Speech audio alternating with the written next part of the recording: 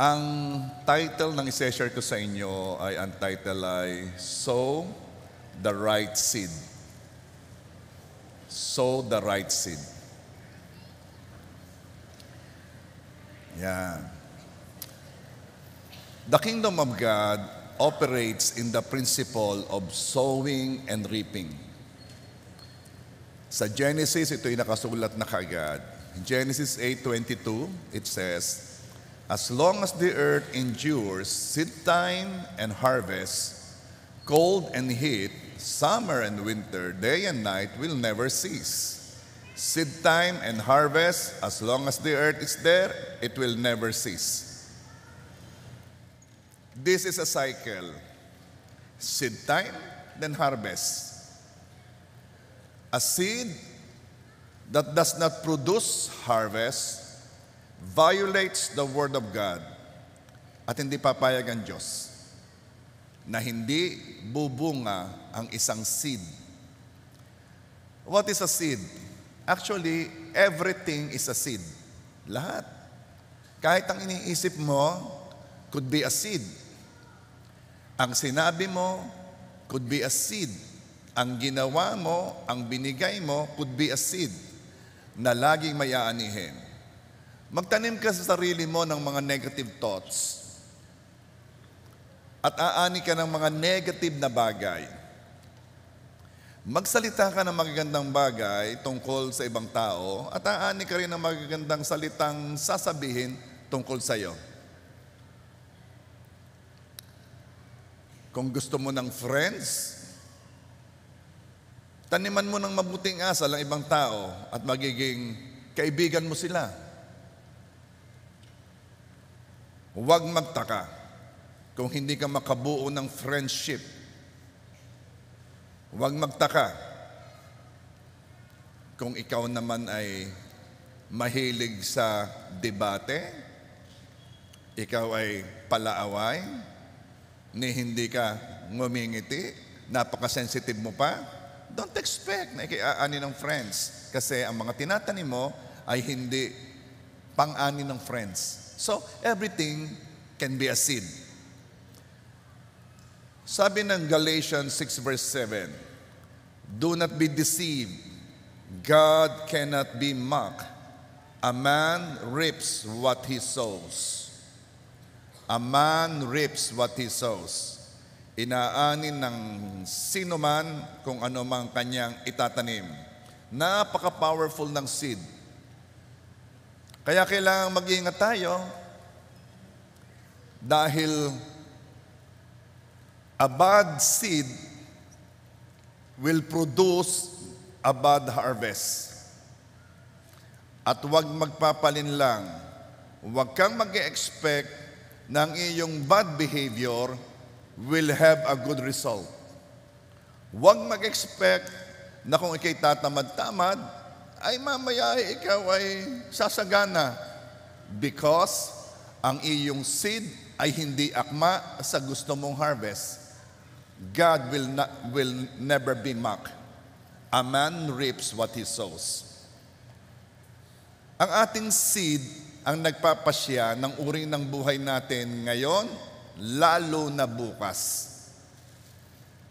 Kaya mahalaga na piliin natin ang ating mga binhi. Piliin na magaganda ang mga ating itinatanim. Ang alam ko ang DA, ang Department of Agriculture, talagang nagbibigay yan ng mga binhi Ewan ko kung nagbebenta o nagbibigay ano. Pero ang sigurado, magaganda yung mga binhing yon. Dahil it has to start from the seed. Kailangan maganda ang seed para magandang ani. Now, we don't only reap what we sow, we also reap from where we sow. Hindi lang tayo umaani sa ating tinatanim, umaani rin tayo kung saan tayo nagtatanim. Kaya hindi mo lang pipiliin ang uri ng binhi, pipiliin mo din kung saan mo yon itatanim. Galatians 6 verse 8, "Whoever sows to please their flesh, from the flesh will reap destruction. Whoever sows to please the Spirit, from the Spirit will reap eternal life. Kitang-kita natin dito kung saan nagtanim ang isang tao. Kapag siya'y nagtanim sa kanyang laman, galing sa laman aani siya. Pag nagtanim siya sa kanyang espiritu, galing sa espiritu aani siya. Anong ibig sabihin? Ito yon. Kung gusto mong mapalapit sa Diyos, taniman mo ngayong espiritu. Bigyan mo si Lord ng higit pang panahon. Tumigil ka sa kanyang presensya. Ano ga po yung presensya? Okay.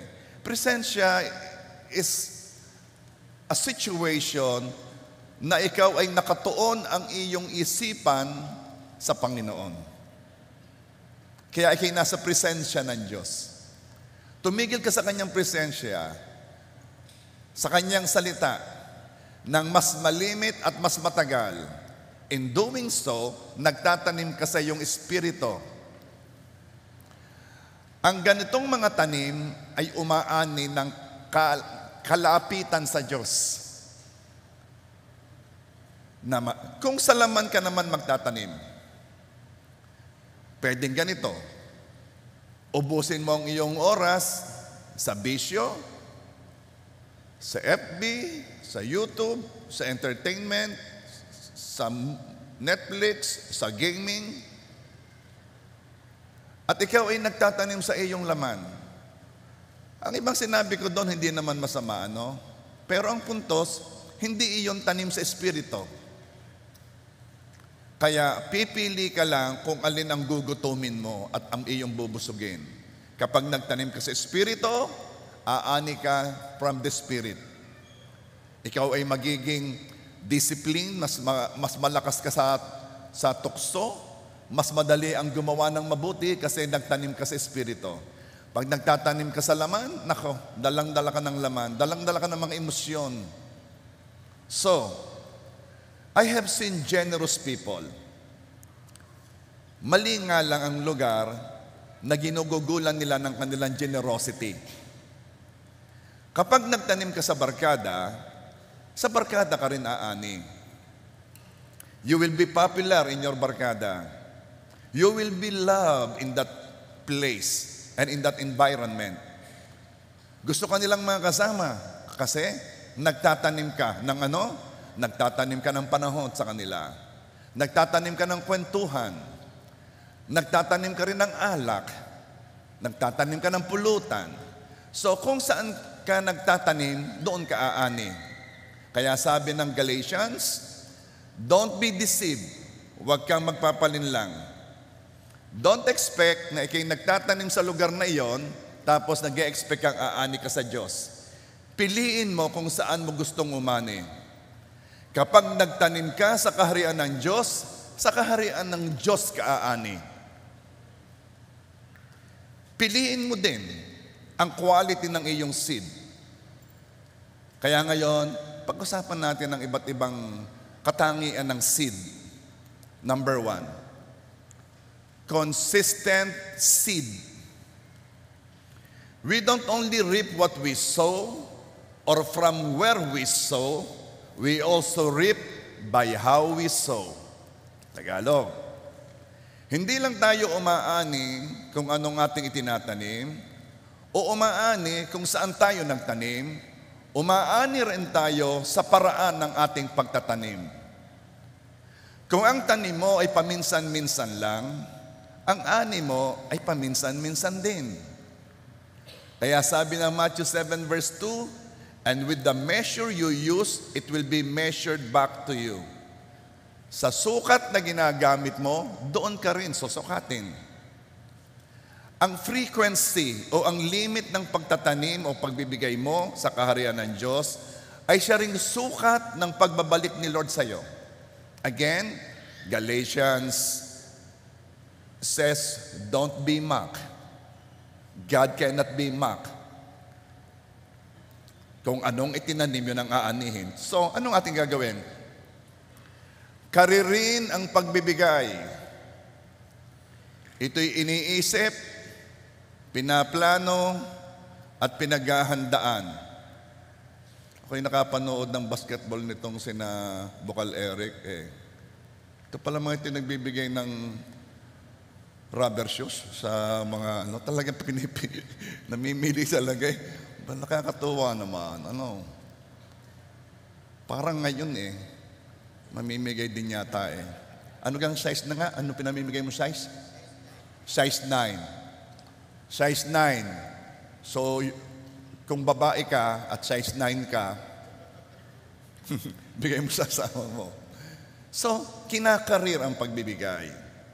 Iniisip, pinaplano, pinaghahandaan. Proactive ka. Hindi ka lang nagre-react na kapag kayo ng ginawa ng isa, hindi nang gagawin mo. Hindi. Hindi ka lang naghihintay na may matataniman. Hinahanap mo talaga ang bibigyan. Pinag-aaralan mo. Gawin mong mindset na laging may bibigyan ka. Gawin mo itong lifestyle.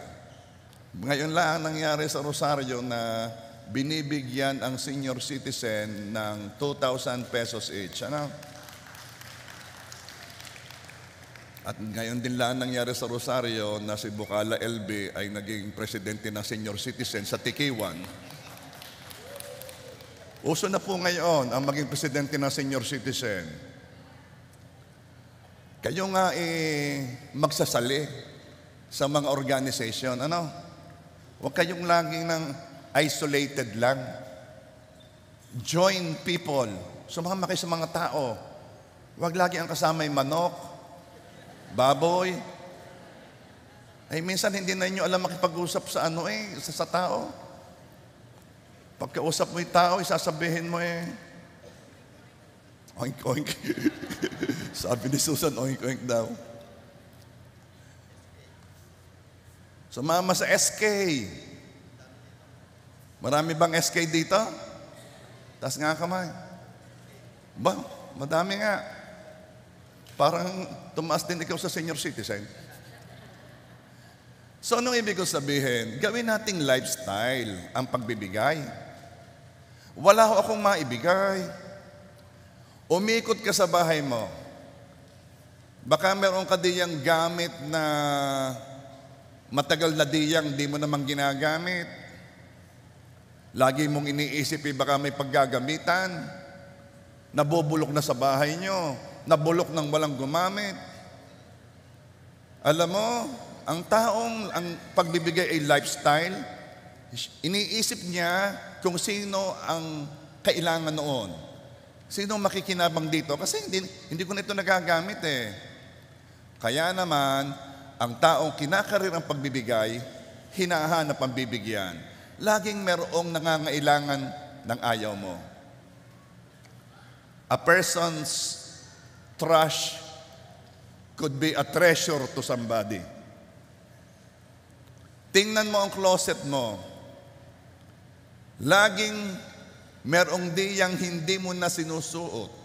Hinihintay mo na magkasya sa'yo. Kapatid, paalala lang, 7 taon na. Palagay ko'y hindi na talaga kakasya yan. Hanggat may makakagusto pa, pamigay mo na. At kung sakaling ikaw ay bumalik sa dati mong sukat, ay di kayo bumili na ng bago. Laging may ibibigay. Sabihin mo sa katabi mo, laging may ibibigay. Kasi pag ang nasa isip mo, wala akong maibigay, ay di wala nga. Kung si Riz nga, yung aking apo, dumalaw sa bahay, may bigay sa aming drawing niya. Drawing ni Papa, drawing ni Mama, na yung drawing pagkatapos siya. Sayang-saya na kami kung ang bata, marunong magbigay, ikaw pa naman. Sabihin mo sa katabi mo, nasaan ang iyong ibibigay?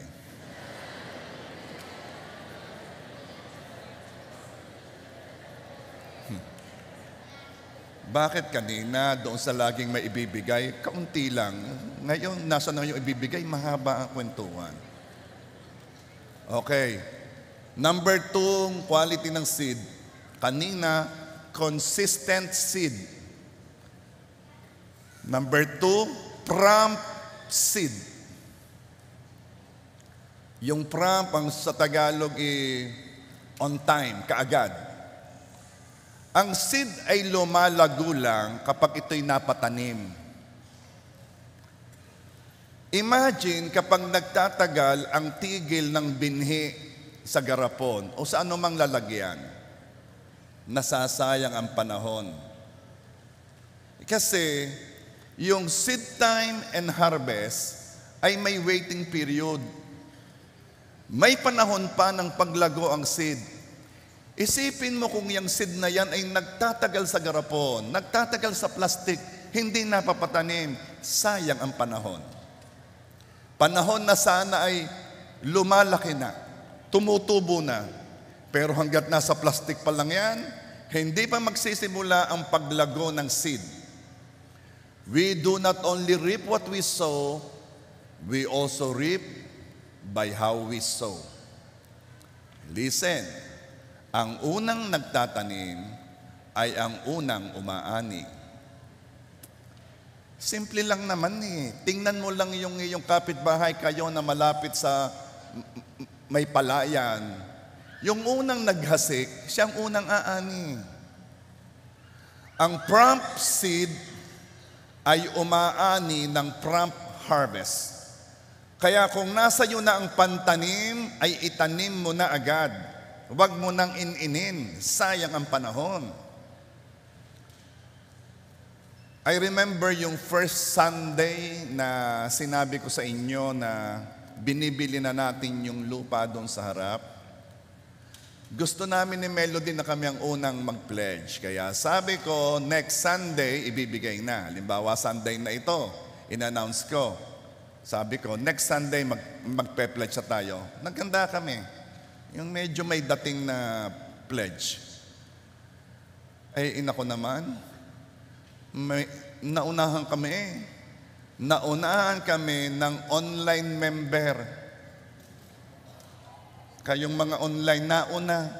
Nagpadala agad ng pledge. Sabi ni Melody, yan papa, hindi mo agad binigay Naunahan tayo. Bakit? Gusto namin mauna. Kasi alam namin ang quality ng seed. Hindi lamang yan what you sow, it's how you sow. Kapag ikaw ang unang nagtatanim, ay di unang umaani. Are you there? Why is it important to be prompt and diligent, prompt and consistent about sowing to the kingdom of God? Kanina nakita na ninyo kung saan tayo nagtatanim, sa lugar na yon, doon tayo umaani. Parang taniman mo ang asawa mo ng kabutihan, kung ikaw ay babae, huwag mo namang awayin ng awayin yan. Yung asawang lalaki,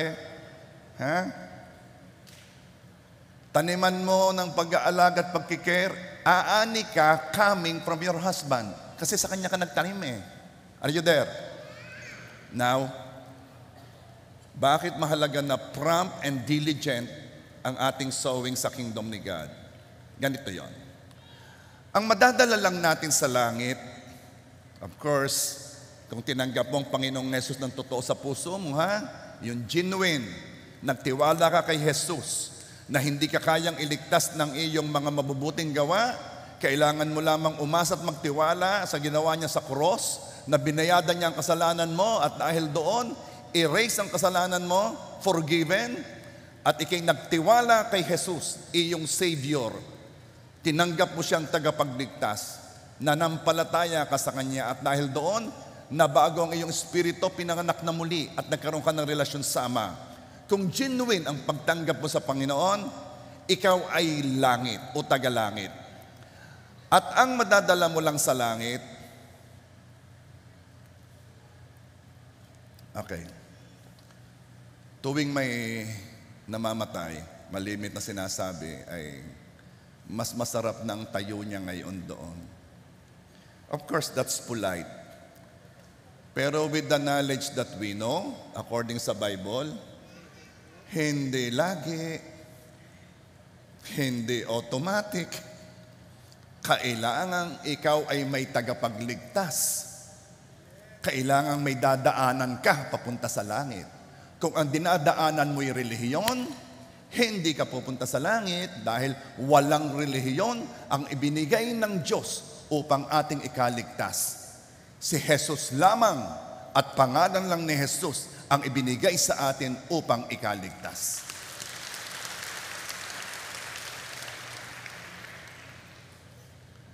Ang madadala lang natin sa langit ay ang ating mabubuting gawa.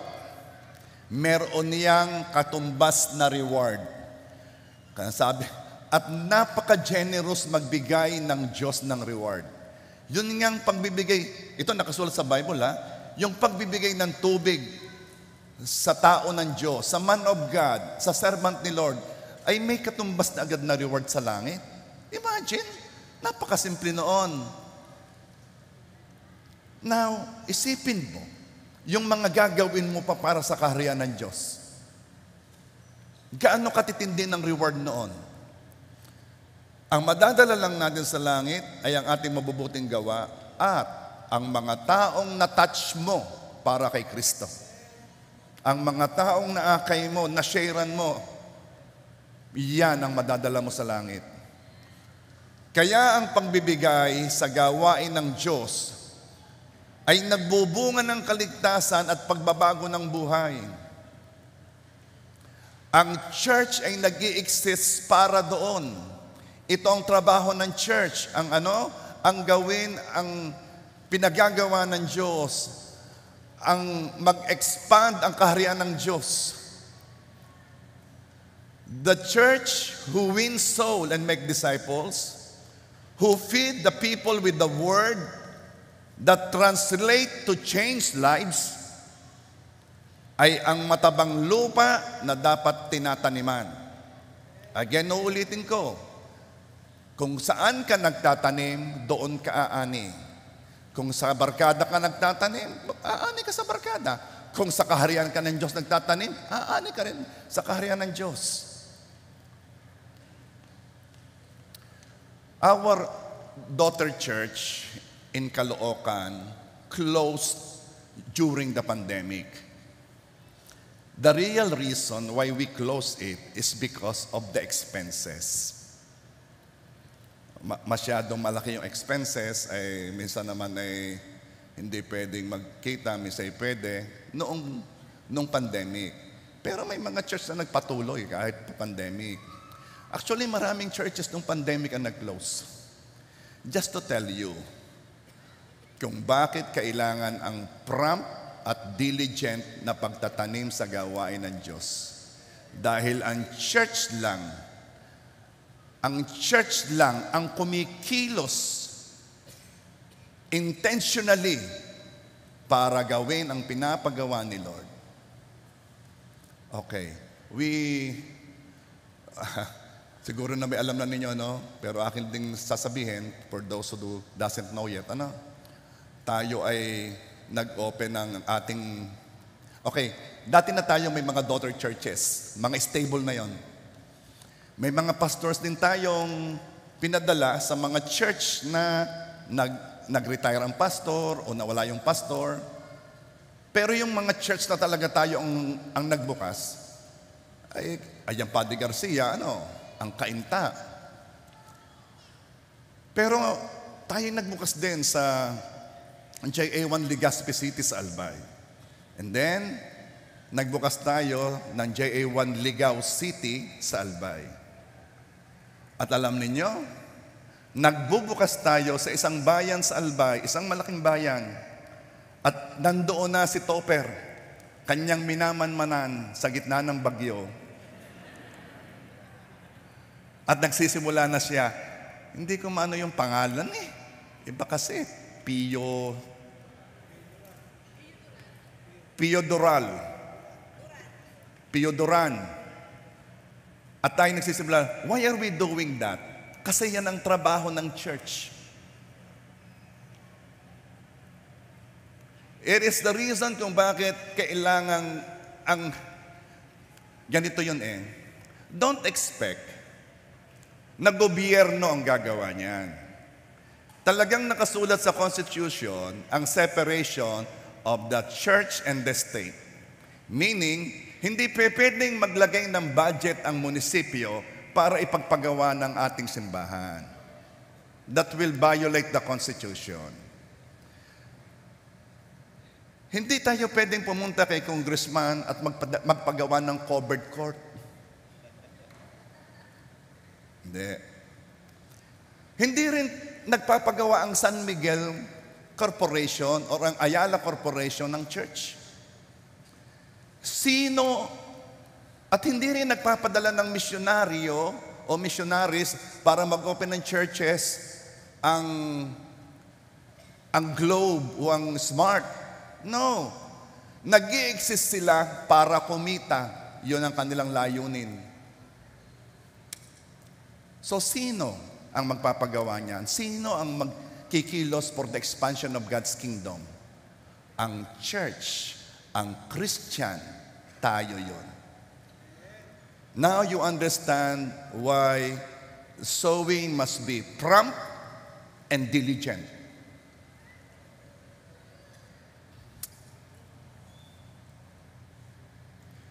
Now you know why it is important to sow to the kingdom of God. Pinapakita rin ang ating pagbibigay kung nasaan na tayo sa ating spiritual na buhay. Our giving reveals where we are with God. Mahalaga ba talaga sa atin ang mga bagay na mahalaga sa Diyos? Ang puso ba natin ay nasa gawain ng Diyos? Don't answer. Bakit? There is a way para malaman yan. Malalaman mo kung talagang mahalaga sa iyo ang mga bagay na mahalaga sa Diyos. Malalaman mo kung ang puso mo ay talagang nasa gawain ng Diyos. Malalaman mo yon kung malalaman mo kung nasaan ang iyong kayamanan. Matthew 6:19. Do not store up for yourselves treasures on earth, where moths and vermin destroy, and where thieves break in and steal. Verse 20. But store up for yourselves treasures in heaven, where moth and vermin do not destroy, and where thieves do not break in and steal. At ito po, Matthew 6:21. For where your treasure is, there your heart will be also. Kung nasaan ang kayamanan mo, nandoon ang puso mo. Many people have dreams. Siguro kayo man ay meron din. Meron kayong mga pangarap. Gusto ninyo kayo ay merong gawin, merong itayo, merong itatag. You want to build homes. You want to expand business. You want to be promoted. You want to reach places. The question is this: who will dream for the kingdom? Sino ang mangangarap para sa kaharian ng Diyos? Sino ang magsasabing, ang pangarap ko ay magkaroon ng isang church na makaka-epekto sa maraming tao at sila'y maaakay sa mabuting buhay at pamumuhay at sila ay magkakaroon ng kaligtasan? Kausap ko si BJ hindi niya alam kung saan ako nanggagaling, bakit. I ask and I want and I ask God na magkaroon tayo ng malaking lugar, a place where we can stay. Hindi pa yan tapos.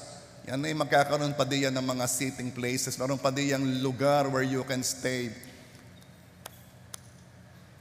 Kasi nung kami lumalaki, nung kami ay high school, nung kami teenagers, walang safe place. Wala kaming mapuntahang lugar na kung saan ay pwedeng bumarkada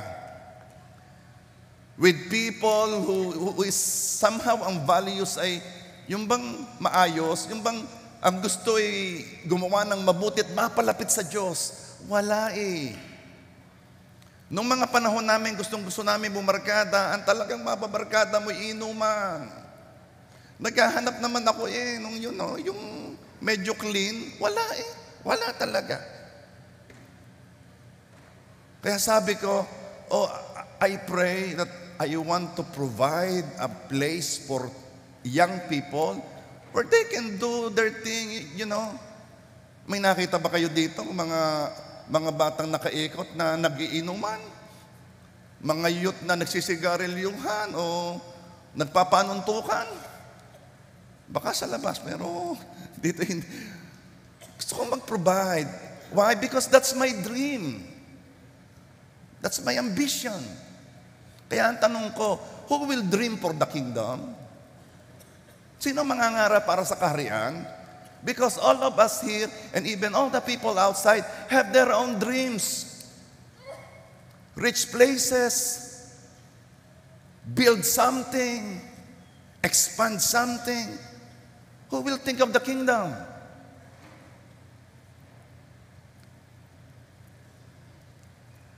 Naalala ko noon long time ago, ako nag-a-attend ng church. Nasa Mali, no? Wala pa nga dyan ng church, naroon pa sa isang napakaliit na bahay doon, sa malapit sa sementeryo.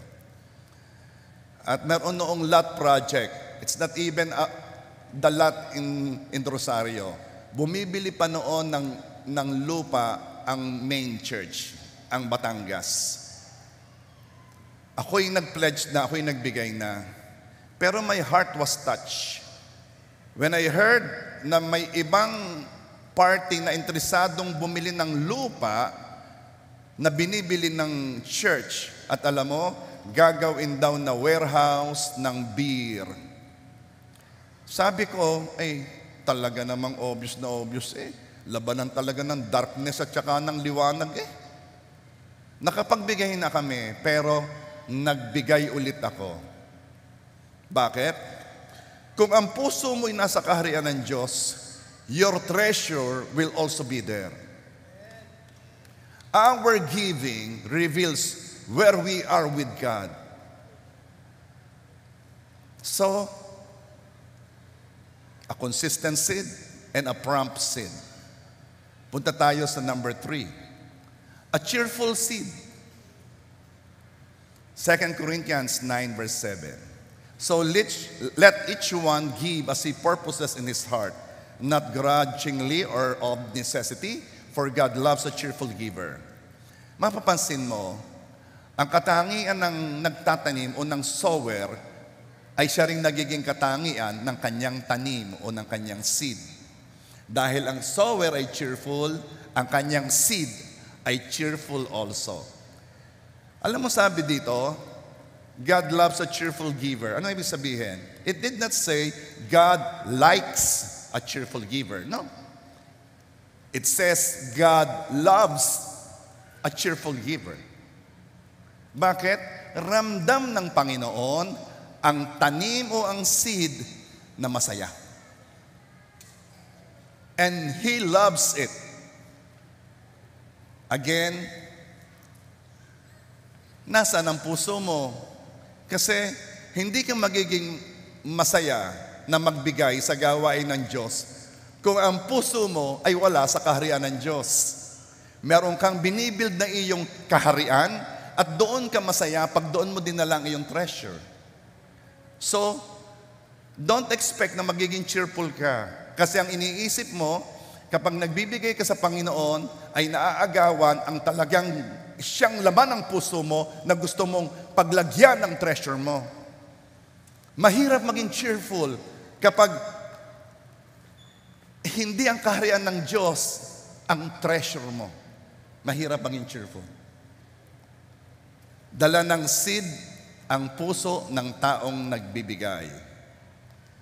Kaya pag nagtatanim tayo sa gawain ng Diyos, tayo ay masaya. Amen ba? Hindi napipilitan. Kaya naman, ang church na giver ay masayang church. Kaya ang JA1 Rosario, masayang church Amen ba? So number 4, katangian ito ng seed. Big seed. 2 Corinthians 9 verse 6. But this I say, he who sows sparingly will also reap sparingly, and he who sows bountifully will also reap bountifully.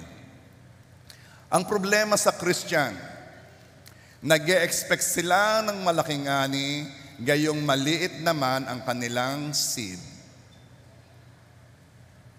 Nagtanim ng 20 at nag-assign ng harvest para sa aking yate.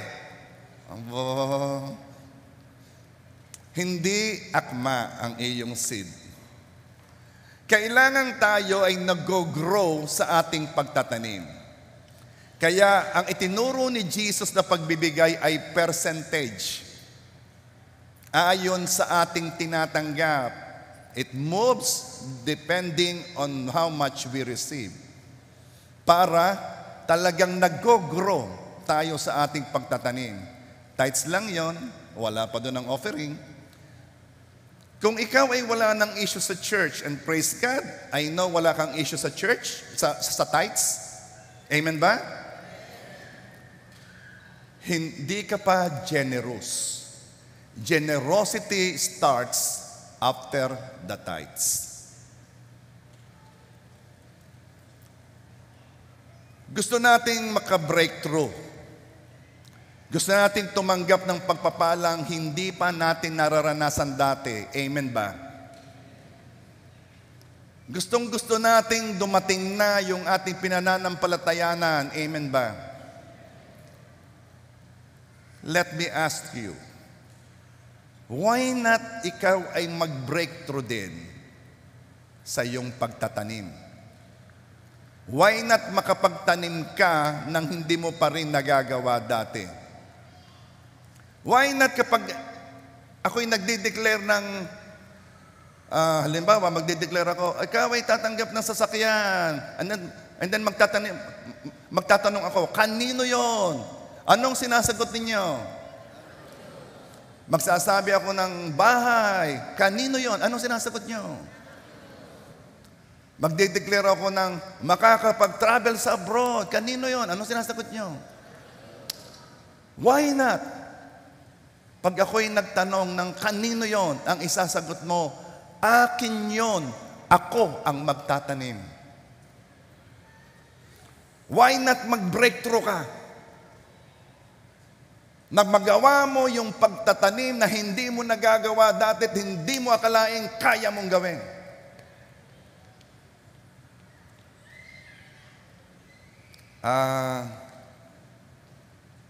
Ikaw ginananampalataya sa sasakyan. Opo, sige, akin ang kalahati. Oo. Kanino yun? Hindi, yung nagsabi ng akin ang kalahati. Kanino yun? Ay, ikaw ay nasa kabilang kalahati eh. Why not mag-breakthrough ka? At nabubuksan ng isipan. Ganito, that is a big seed. May sasabihin ako sa iyo, yung sukat na binibigay mo sa Diyos, yun din ang sukat na ibibigay sa iyo. Pag pinala mo, ang tanim mo, ay sa dami nito, iyon na Lord. Papalahin din ni Lord ang aanihin mo. Kaya nga lamang, mas malaking laki ang pala niya kaysa pala mo.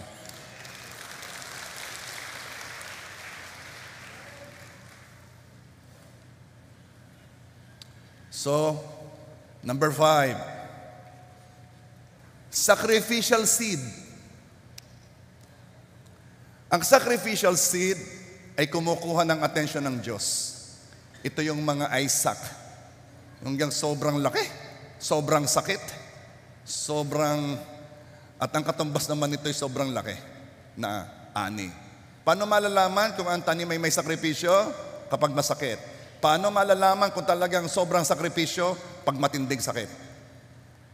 Masakit dahil naapektuhan ka. Masakit dahil meron kang ibang gusto para doon. Meron kang ibang plano para doon. At nasasakripisyo ang iyong gusto at ang iyong plano.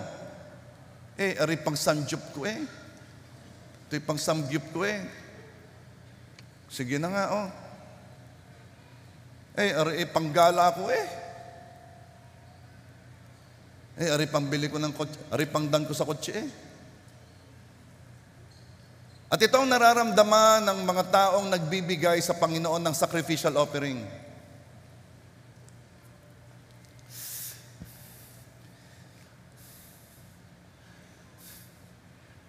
Hirap, may pressure, may stress, nagkukwenta, nagkukompute. Tagal ko bago naipon to eh. Lord, ikaw ba talaga yan?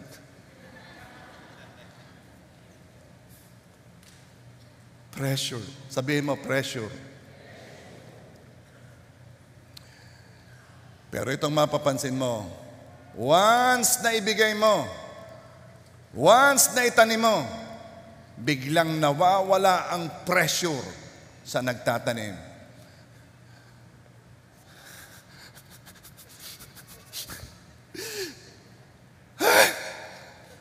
Yun lang pala.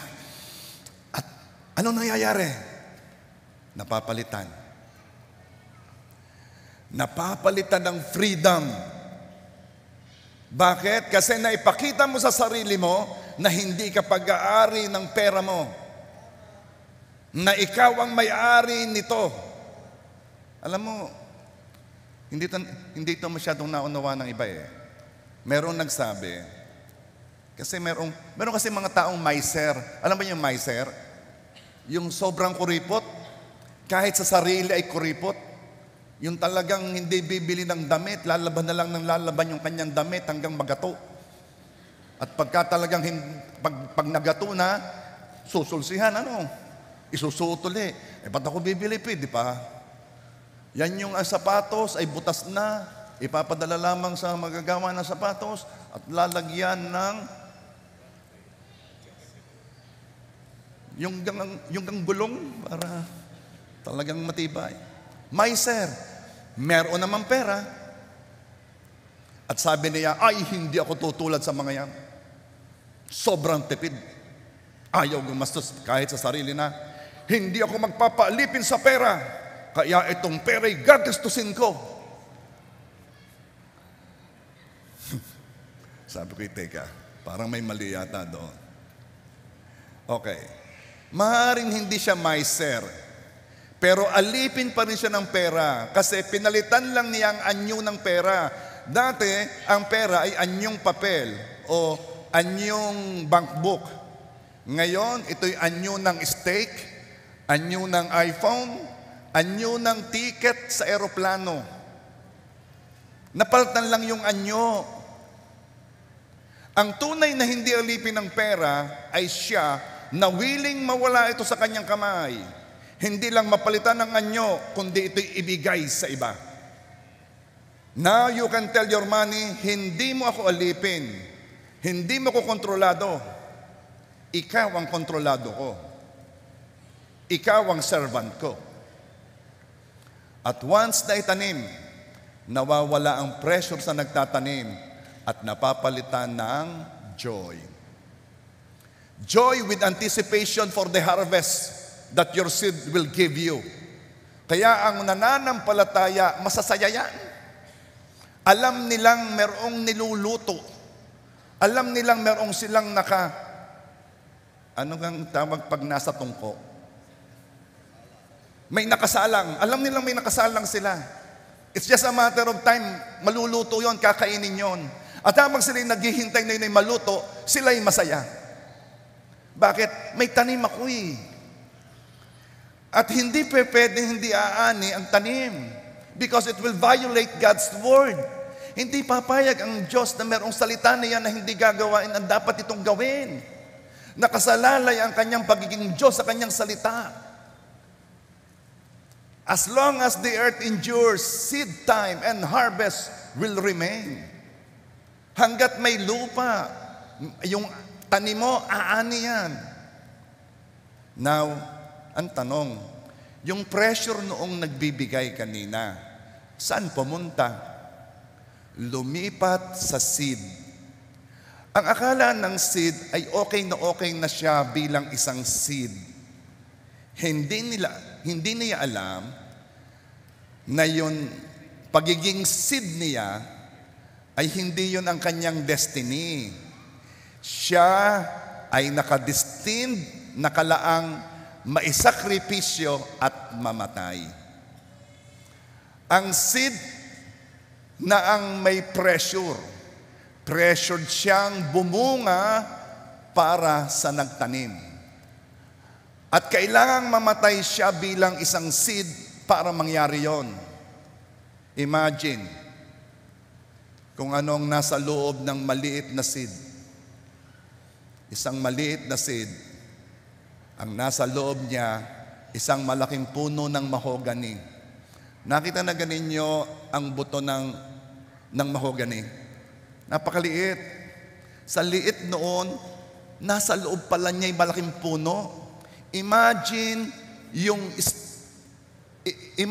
yung power na nakompress doon sa maliit na seed na yun. Imagine kung paano kinumpress ng kapangyarihan ng Diyos ng kanyang salita ang isang puno sa isang maliit na seed.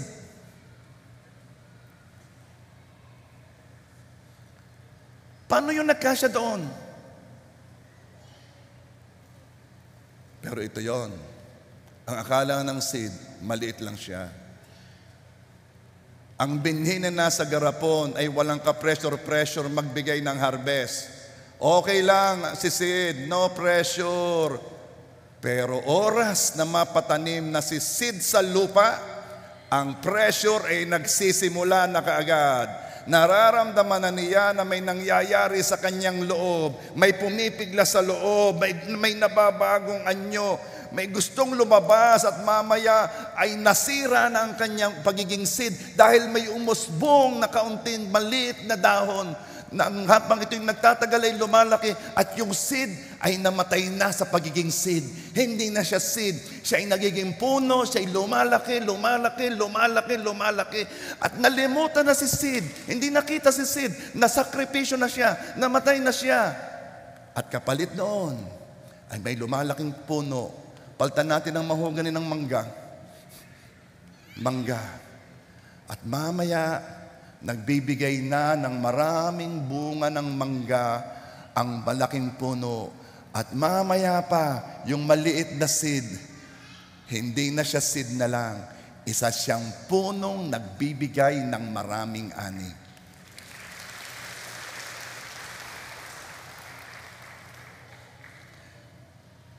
Once the seed is planted to the soil, the seed cries out to heaven. Biglang nagkaroon siya ng realization, naalaman niya ang kanyang identity at sumisigaw siya, I am not just a seed. I am a harvest that is coming. At siya'y sumisigaw sa kalangitan at sinasabi sa Panginoon, Panginoon, let me be who I am. I need to produce a harvest. It is my destiny. It is the only purpose of my being to produce harvest. Kapag ikaw ay nagtatanim, lalo na't yan ay sacrificial giving, yung ikaw ay talagang hirap na hirap. Kapag naitanim mo yan, nawawala ang pressure sa iyo. Napapalitan niya ng joy, napapalitan niya ng anticipation because yung pressure ay lumipat na sa seed. Are you there? You have a power in your hand. Lagi ko itong sinasabi. The power is in the seed. Ang problema sa ibang Kristiyano ay ang kanyang need, ang ginagawa niyang pang-pressure sa harvest, sa halip na seed. Need does not produce harvest, seed does. Huwag kang lalapit sa Panginoon at sasabihin mo, Panginoon, kailangan ko po ito, kailangan ko po ito.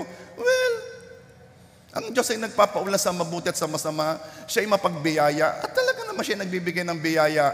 Pero, in general, if you want harvest, may sinabi si Lord kung paano gawin yon. You have to plant a seed. Hindi need ang nagpuproduce ng harvest, ang seed ang nagpuproduce ng harvest. Don't expect to receive harvest because you need. Expect because you have planted seeds. Jesus didn't say, according to your need, be it done unto you. Hindi yun ang sinabi niya. Ang sinabi ni Jesus, according to your faith, be it unto you. Kapag ikaw ay nagtatanim, ikaw ay naniniwala at nananampalataya na yung tinanim mo ay hindi nawawala. Yan ay nakasalang. Kapag marami kang seed, marami kang niluluto. It's just a matter of time kasi may seed time and harvest. May period of time. Pero imposibleng hindi mag-produce ito ng harvest dahil ang destiny ng seed ay mag-produce ng harvest. Christian, JA1, Rosario, and online members, maaaring ikaw ay may dinadaanan ngayong financial need. Attack your need with your seed. Yun pa rin yun. Ilaban mo sa pananampalataya. Kumilos ka ayon sa principle ng Bible. Huwag kang matakot. Iyon ang pinakasigurado. Ang salita ng Diyos ang pinakasigurado.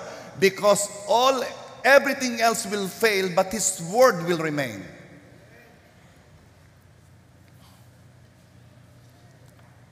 Once napatanim ang seed, hindi na siya seed.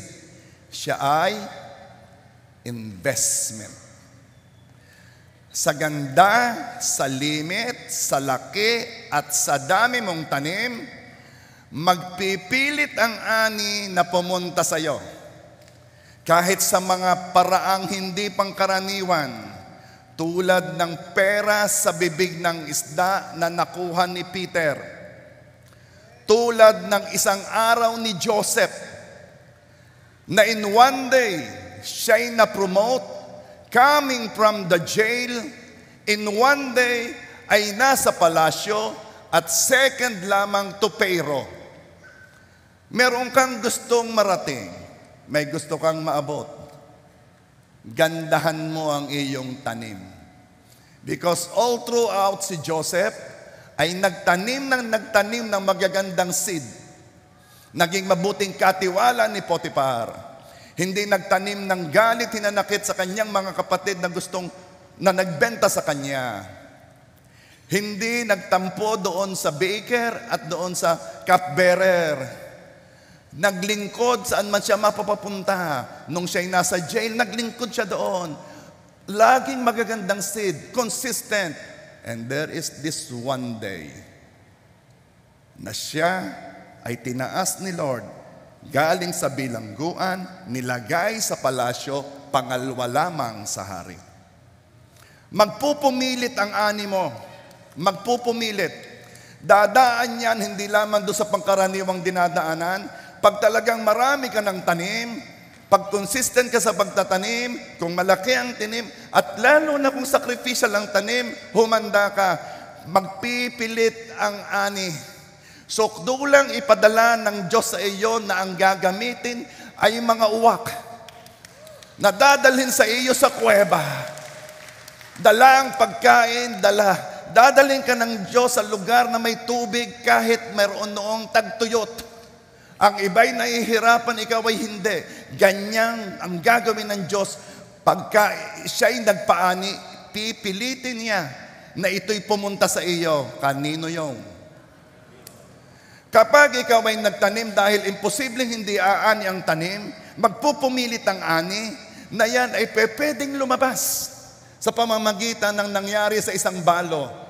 May isang balo na nakipag-usap kay Elisha. Wala na siyang makain, tagtuyot noon. Ang sabi ni Elisha, ano meron ka? Ang sabi ng balo, meron akong isang maliit na lalagyan ng olive oil. A small jar of oil. At ang sabi ni Elisha, manghiram ka ng empty jars sa kapitbahay. Manghiram ka, damihan mo. Sabi ni Elisha, damihan mo. At yun nga ang ginawa ng balo, dinala niya sa bahay ang daming empty jars. At sabi ni Elisha, pour the small jar of olive oil. Pour it sa mga jars. Inyong imagine, maliit na jar, nilalagay noong balo sa malalaking jars. At pag napuno na, next, nilalagay. Hindi maubos-ubos ang langis doon sa maliit na jar. Next, ilalagay. Alam nyo kung kailan naubos? Noong wala ng empty jars. I am telling you, hindi papayag ang Diyos na ang mga tinanim mo ay hindi aani. Sukdo lang, ibigay niya iyan sa paraang hindi pangkaraniwan kasi pipilit at pipilit ang ani na pumunta sa iyo. Kanino yon? Ikaw, alam ko, marami ka ng tinanim. Ikaw ay nagtanim noon. Maaari ang sabi mo, kailan ako aani, may sasabihin ako sa iyo, ang panahon, Diyos ang may hawak. Pero ang ani, sigurado.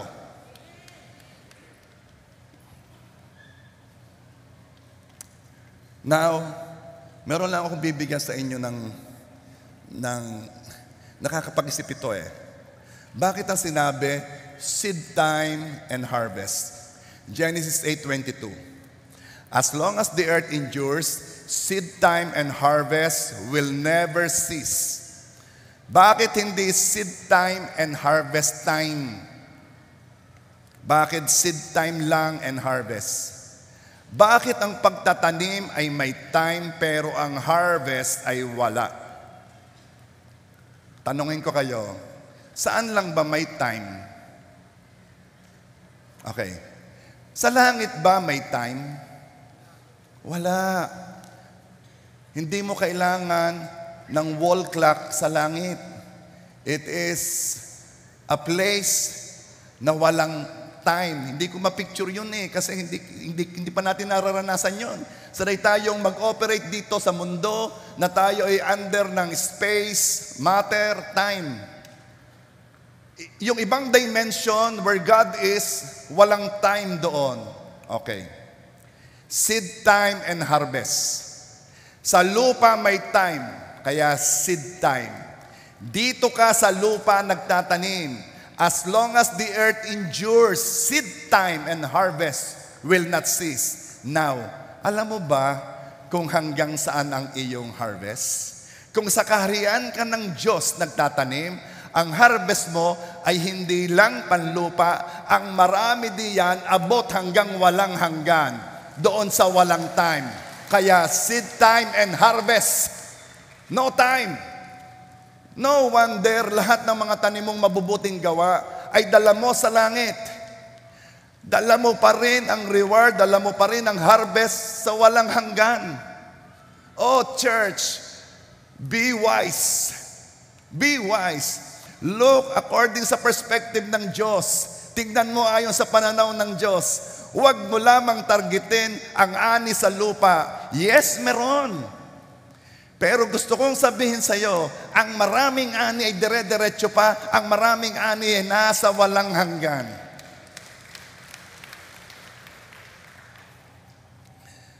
Kaya, kung ang mga tanim mo sa lupa ay pulos paglayo sa Diyos, kung ang mga tanim mo sa lupa ay puro mga kilos na pag-iwas mo ng paglapit kay Lord. Kung ang mga tanim mo sa lupa ay lagi ka na lamang pinipilit na makinig ng salita, pinatitigas mo ng iyong puso, well, aani ka. At anong aanihin mo?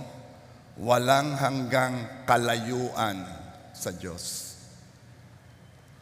Seed time and harvest.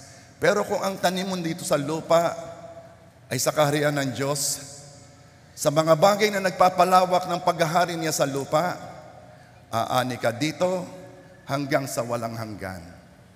God cannot be mocked.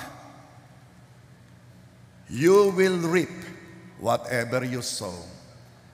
At ikaw, JA1, be wise. Habang nasa lupa, seed ng seed, tanim ng tanim, Everything can be a seed.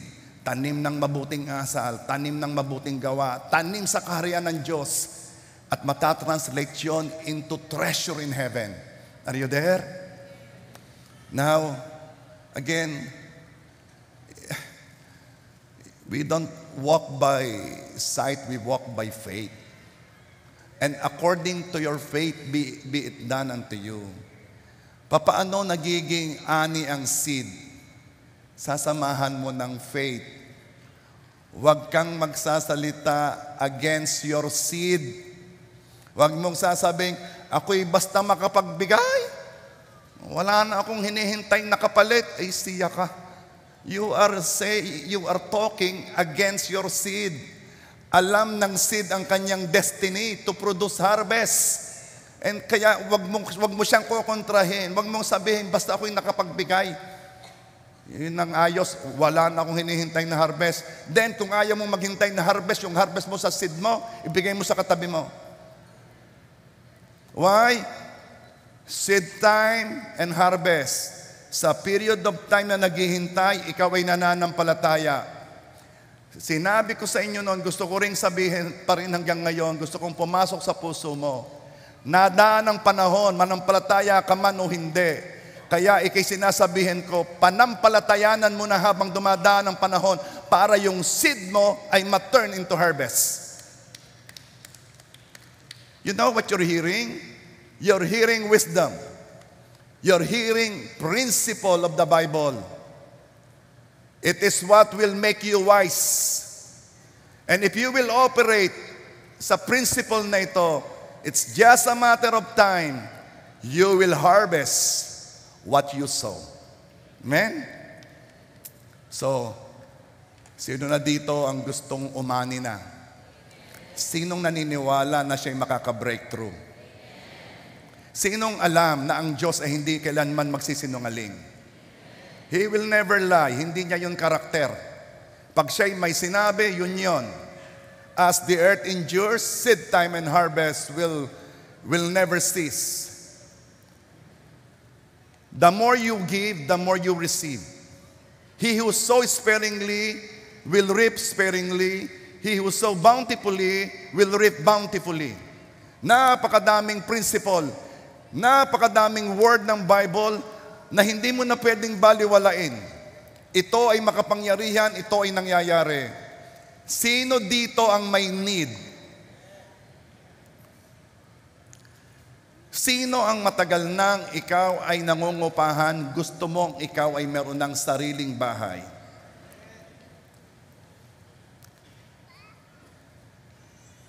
Uulitin ko, parang tatatlong narinig kong nag-amen. Lahat pala kayo may bahay na, no? Sino dito ang gustong magkaroon na ng kanyang sariling bahay? There is someone na may pressure. Pine-pressure niya ang kanyang mga kasamahan kasi gusto niyang magkabahay. If I can only tell her, pero alam mo ang ganitong faith, alam mo ang ganito, hindi ito kaagad nakukuha eh. Kailangan kasi na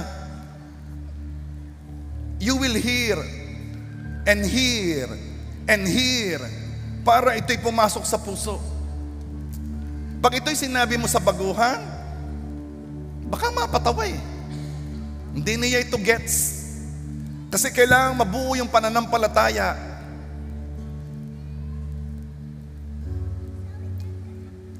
Sino dito ang gusto mong magkaroon ng sariling, ng sasakyan? Ng isa pang sasakyan. Mas marami doon sa isa pang sasakyan. May mga sasakyan na kayo, ano? Mas pa ng isa. Okay. Alam mo naman ang ating mga ginagawa pag tayo nananampalataya, ano? Anong ginagawa natin? We declare. We say. Kung yun ngang kaligtasan ay sinasabi, if you will confess with your mouth that Jesus is Lord and believe in your heart that He was raised from the dead, you will be saved. Kung yung pagpunta sa langit sinasabi, lahat na pangako ng Diyos i-dinideclare. Amen ba? Gusto mong magkaroon na ng partner in life, Walang sumasagot.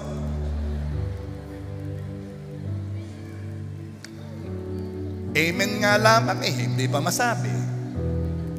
Uulitin ko, gusto mo nang magkaroon ng partner in life. Hiyang-hiyang amen ang narinig ko. May sasabihin ako sa iyo, ikaw ay mag-amen na alam mo na ang Diyos ay kayang ibigay kahit ano. Sino ang may need dito? Ang need mo, mabayadan na ang iyong utang. Alam mo, ang utang, bondage yan. Nakakulong, nakaka-pressure, napakapangit na katatayuan. Pero wag kang mag-alala. Ang katumbas lamang na yan ay renewing of the mind. Malaman mo kung paano ka kikilos. Meron kasing mga tao, may nagbayad ng utang, maya-maya nagkautang uli. Bakit? Walang renewing of the mind. Hindi siya nagtanim sa kanyang isipan ng mga dapat niyang gawin. And another thing, kung ikaw ay lubog sa utang, ito ang gagawin mo. Bayadan mo yung mga maliliit, yung nakaka-pressure. Kaya mo yon. Iwan mo lang yung malalaking medyo mahirap-hirap. At ikaw ay magtanim na ang iyong assignment ay mabayadan yon.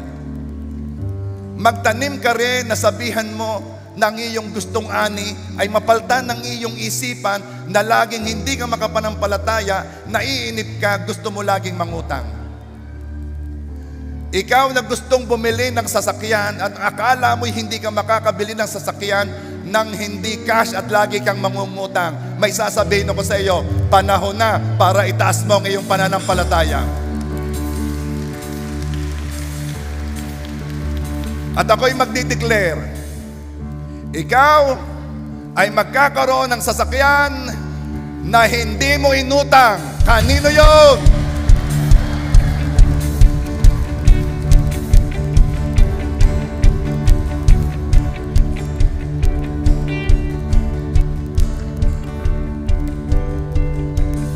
Ayaw na natin ng utang, amen ba? I've been there, we've been there. Hindi maganda yon. It took us mga ilang taon bago kami talaga totally set free. Biyaya ng Diyos. Pero itong sasabihin ko sa iyo, yan ay mindset. Alam mo na may Diyos kang nangangalaga sa iyo, kaya hindi ka dapat magpa-pressure sa utang, amen ba?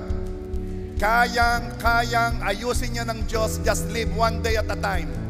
Nagtitiwala, nananampalataya. Amen ba? At ako'y magdideclare ngayon.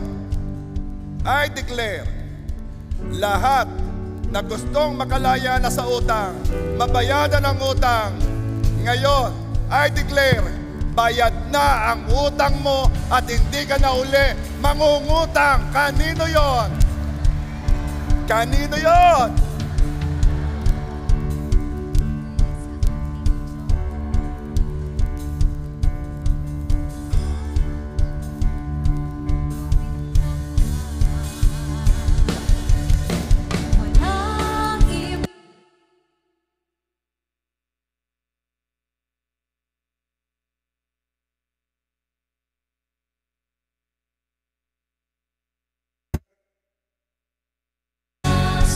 Praise God, praise God. Praise God.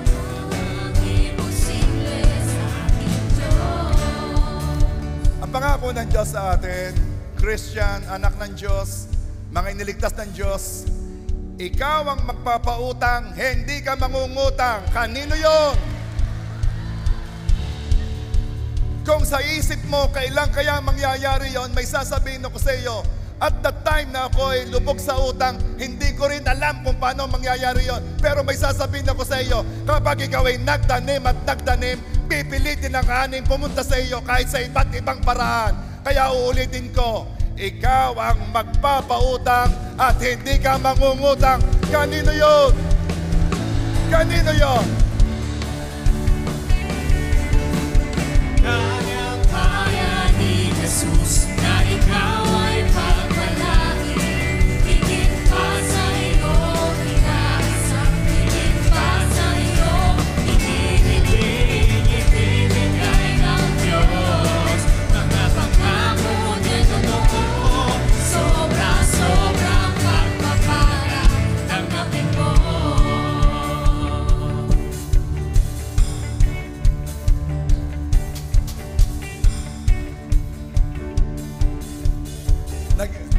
Naghihintay ka ng trabaho mo. Naghihintay ka ng trabaho. Ikaw naman ay nagtatrabaho, naghihintay ka ng promotion. Ito'y nasa employment. Ako'y magdideclare. Ikaw ay mananampalataya. Kailangan kasing merong marilis na word. Ikaw na may mananampalataya at kikilos sa pananampalataya. Amen ba? I declare, yung walang trabaho, naghahanap ng trabaho, yung nawala ng trabaho at naghahanap ng trabaho, yung nagtatrabaho, gustong ma-promote, I am declaring, ikaw ay breakthrough ngayon. Kanino yun? Kanino yun?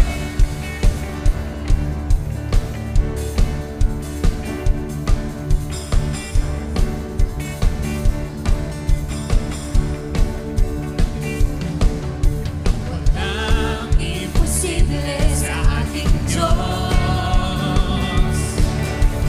Kaya-kaya niya gawin lahat. Ganda sa tingin mo, may sarap na buhay. Walang imposible sa ating Diyos. Ano nga ang pangalan noong dumaang malakas na bagyo? Christine. Ano naman yung sunod na bagyo na dapat dadaan? Anong?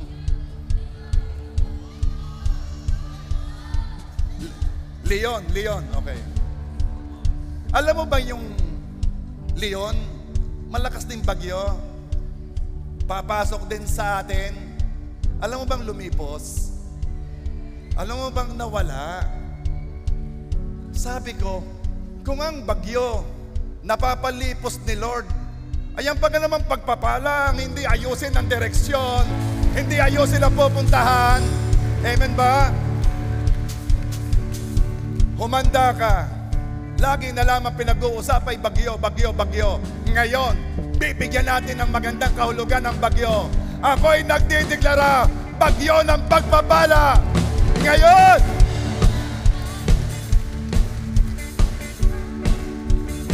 Alam mo ang bagyo, pumapasok yan malakas. Hindi yan nagpapahabi. Talagang doon siya pumupunta. Nag-a-adjust na lang ang tao sa kanya. May sasabihin ako sa iyo, people will notice it. The blessing is coming to you. Wala kang magagawa, walang magagawa ang iba kasi bagyo nga eh. Now, binibigyan natin ng ibang meaning ang bagyo. Hindi ito maninira, hindi ito magwawasak. Sa halip, ito'y magpapala. Kanino yon? Kanino yon? Kaya ni Jesus, ikaw ay pagpalain. Higit pa sa iyong inaasam, higit pa sa iyong ibibigay ng Diyos. Mga pagkakunin mo, sobrang pagpapala gagawin mo. Kaya ni Jesus na ikaw ay pagpalain. Higit pa sa iyong inaasam, higit pa sa iyong ibibigay ng Diyos. Mga pagkakunin mo, sobrang pagpapala gagawin mo. Hindi nyo napapansin, nagkakaroon ng joy sa puso nyo pagkatapos nyong magtanim. There is freedom, there is joy. Kung kanina, ikaw ay medyo nagaganyan, ngayon wala na. Bakit? Yung pressure lumipat sa seed. Alam mo ba noong ang balo ay nagdala sa offering box, nagbigay lang siya ng 2 coin eh. Pero ang gusto kong bigyan ng diin, nandun si Jesus. Nakatingin siya sa box. Tinitingnan niya yung seed. Tinitingnan niya yung quality ng seed. At sinabi ni Jesus sa mga disipulo, nakita ninyong nagbigay ang mga mayayaman. Pero sasabihin ko sa inyo, ang pinakamalaking ibinigay ay ang balong ito na nagbigay ng 2 coin. My point is this, bakit hindi pinigilan ni Jesus yung balong mahirap na magtanim? Bakit hindi niyang magtanim? Kasi sa ating logical mind, sasabihin natin, wag na ikaw, exempted ka. Bakit? Dahil alam ng Diyos ang principle. Alam ng Diyos kung paano umaani. At umaani ay ang tanim. Ang umaani ang seed. Kaya hindi niya pinipigilang mag-seed ang mga tao. Oh, it will change our mindset. Again, uulitin ko, don't pressure the harvest by your need. Pressure the harvest by your seed. Kapag ikaw ay may seed, i-pressure mo ang harvest. Sabihan mo ang seed mo, seed, do your destiny. Do your purpose. Do the meaning of your being. Ikaw ay nandito para ikaw ay mag-produce ng harvest. Now, meron akong sasabihin. Lalampasan mo. Masarap umani, pero naisin mo na ikaw ang gamitin ng Diyos sa ani ng iba. Oh, I pray, pumasok sa puso. Alam mo ba, breakthrough yon? Baka nga sacrificial yun eh. Ikaw ang gamitin ng daanan ng Diyos sa ani ng iba. Kaya? Kaya ba? Lord, I pray, i-breakthrough mo kami. Tulungan mo kaming mag-breakthrough. Gamitin mo kami na kami ang magiging daanan ng ani ng iba. Yon ay ani ng iba, pero aming tanim. Gamitin mo kami, Panginoon. Kanino yon? Kaya ng pananampalataya. May sasabihin ako sa iyo, nung una, maaaring sabihin mo, hindi. Pero may sasabihin ako sa iyo, it is the happiest moment of your planting history or your planting life. Kapag ikaw na ang nagtatanim ng ani ng iba. Ibig sabihin, malalaki na yon. Sample lang, sample. Practice tayo. Minsan kasi ang nakakala mo di mo kaya eh. Tumingin ka sa nasa likod, wag yung kakilala mo. Practice lang naman. Sabihin mo, bumili ka ng sasakyan, hati tayo.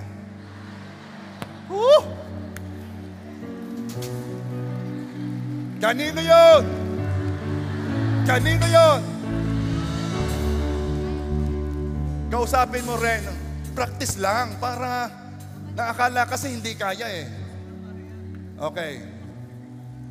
Kausapin mo naman yung hindi mo, wag yung asawa mo, yung iba, sabihin mo, magpagawa ka ng bahay, pupunuin ko ang kitchen. Wow, wow, wow, wow, wow. Ano ka? Kaya ng pananampalataya. Lalampasan na natin na tayo ay pulo sa akin yon. Tayo na ngayon, hingin natin sa Diyos, tayo ang gamitin para sa kasagutan ng kanyang akin yon. Amen ba?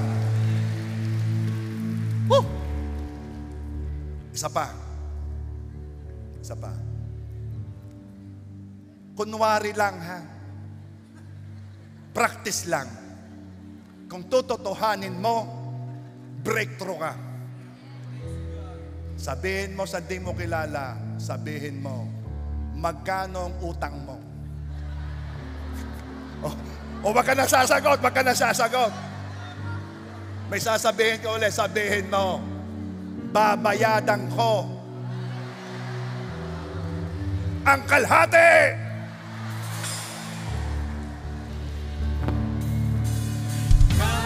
Kaya ni Jesus na ikaw ay pagpalain, higit pa sa iyong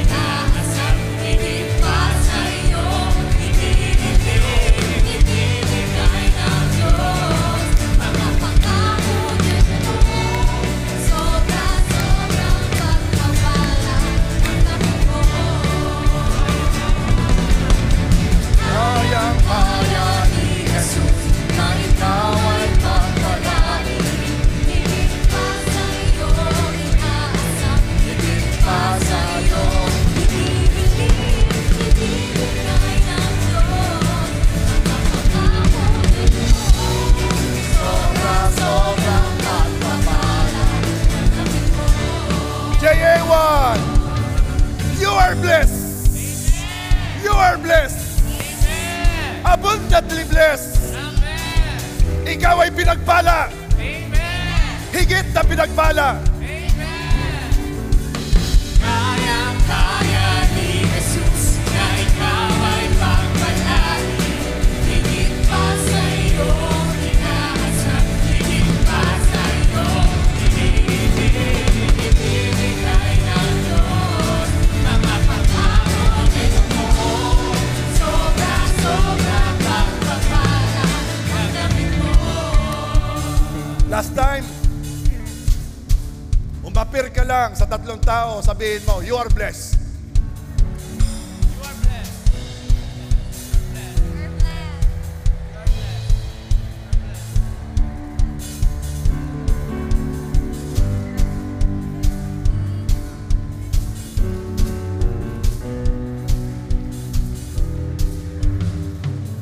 Praise God. Palakpan natin si Lord.